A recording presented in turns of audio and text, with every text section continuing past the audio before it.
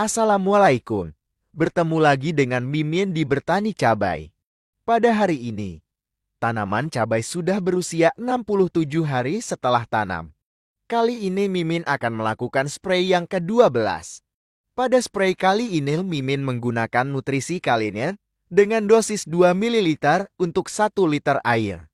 Untuk insektisida, Mimin menggunakan bahan aktif Abamectin dengan merek Demolis dengan dosis 0,4 ml untuk 1 liter air. Mimin menggunakan perekat penembus dan perata merek Degue Spreader dengan dosis 0,4 ml untuk 1 liter air. Mimin juga menggunakan insektisida imidacloropid dengan merek dagang Besvidor dengan dosis 1 gram untuk 1 liter air. Mimin juga menggunakan fungisida dengan bahan aktif Mancozeb dengan merek dagang Ditan dengan dosis 1 gram untuk 1 liter air. Kemudian kelima bahan tadi dikocok sampai merata. Dan siap untuk melakukan penyepraian.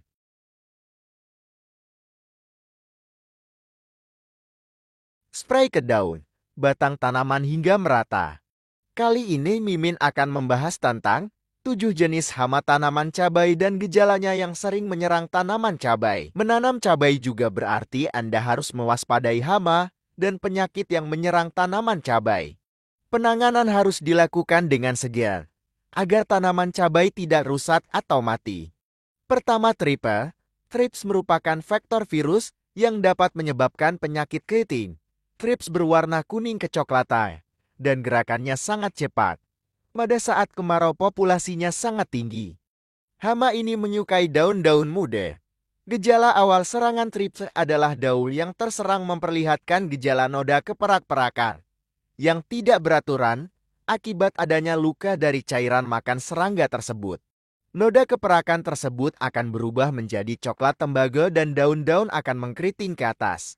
Pengendalian thrips antara lain tidak menanam cabai secara bertahap pada lokasi berdekatan untuk jangka waktu lama, sebab tanaman muda akan terserang cukup parah. Jadi lakukan pergiliran tanaman atau kosongkan area penanaman lebih kurang 1 bulan untuk memutus siklus hama. Menyemprotkan insektisida secara teratur. Gunakan insektisida seperti Curacron 50 E konsentrasi 2 ml untuk 1 liter air. Agrimax 18 E konsentrasi 1 ml untuk 1 liter air. Abuki SL, Demolish 18 IC atau Abamectin. Yang kedua, kutu daun. Kutu daun menghisap cairan daun batang tanaman. Ini membuat daun yang terserang menjadi keriput, kekuningan, dan terpuntir, sehingga pertumbuhan tanaman terhambat atau kerdil. Bahkan, tanaman bisa menjadi layu dan mati. Kegiatan pengendalian kutu daun sama seperti pada thrips. Ketiga, tungau. Tungau adalah hama yang berukuran sangat kecil atau kurang dari 1 mm, mirip laba-laba dan hidup di bagian bawah daun. Hama ini membentuk jaring-jaring halus, sehingga menyulitkan pengendalian secara kimia, karena bukan termasuk kelas insekta. Maka tungau tidak bisa dikendalikan dengan insektisida.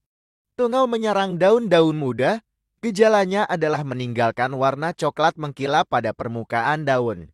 Kemudian, daun juga menjadi kaku dan melengkung ke bawah dan pertumbuhan pucuk tanaman terhambat.